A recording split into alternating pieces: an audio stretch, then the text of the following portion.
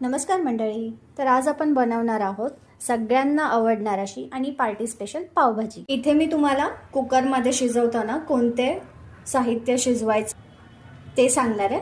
इथे मी एक मोठा गड्डा फ्लावरचा घेतलाय, 1 वाटी फ्रोझन वाटाणे आहेत, 4 मोठे बटाटे घेतलेत, त्यांच्या अशा मोठ्या फोडी करून घेतल्यात आणि टोमॅटो घेतला.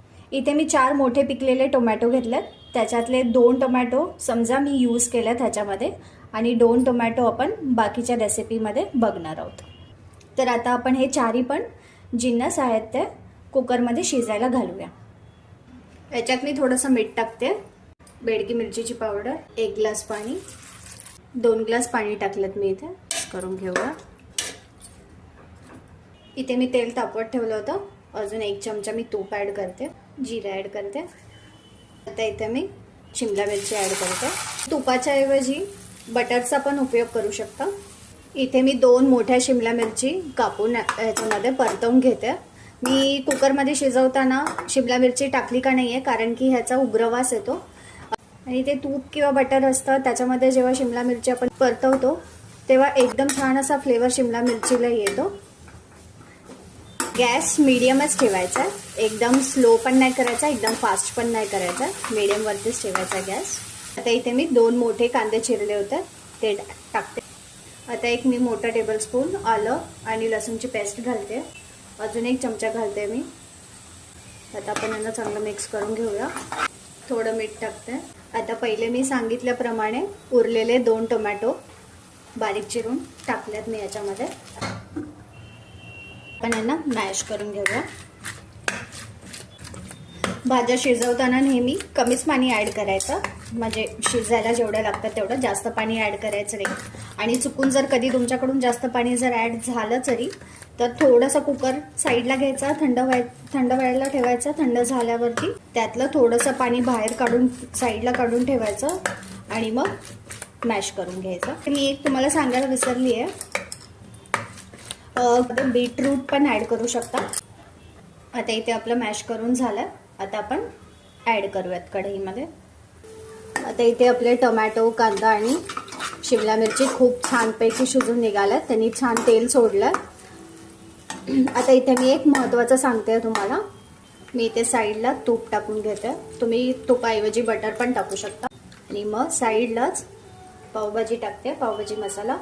इथे मी 2 चमचे पावभाजी मसाला टाकला आणि काश्मीरी लाल मिरची पावडर, आणि त्याला साईडलाच इथे जरा हे करून घेणार आहे, तुपामध्ये परतवून घेणार आहे. त्याच्याने त्याला खूप छान फ्लेवर येतो आणि नंतर मगच त्याला भाजीमध्ये ॲड करूयात आपण. साईडला केल्याने त्याला तर कसं चांगला परतला जातो आणि मसाला छान फ्लेवरही देतो. आता थोडा वेळ त्याला तुपात परतवलं आहे त्या साईडला. आता याला आपण भाजीमध्ये मिक्स करूया. माझी गॅसची फ्लेम लोच आहे. चांगलं मिक्स करून घ्यायचं.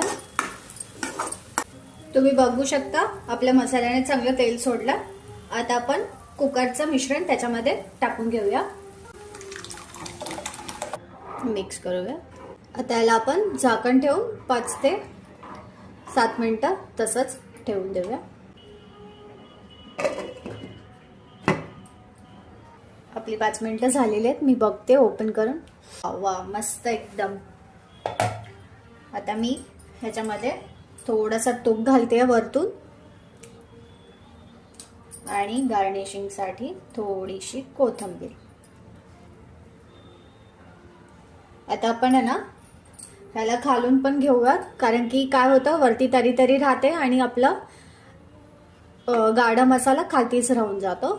म्हणून त्याला एकदम व्यवस्थित आपण असं हलवून घ्यायचं आहे. हे बघा, आपल्या पावभाजीला खूप छान अशी तयारी निघालेली आहे आणि त्याचा सुगंधही खूप छान येतोय. आता आपली पावभाजी रेडी आहे. आपण पाव शेकवायला घेऊया. इथे मी तूप स्प्रेड करून घेते तव्याला. आधी इथे तूप लावून घेतलं. आता आपण याला तव्यावरती शेकवूया.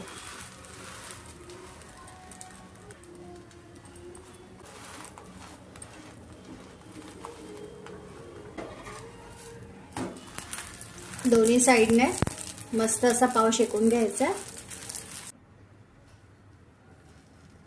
वा, खूप अशी टेम्पटिंग अशी दिसते. मी जरा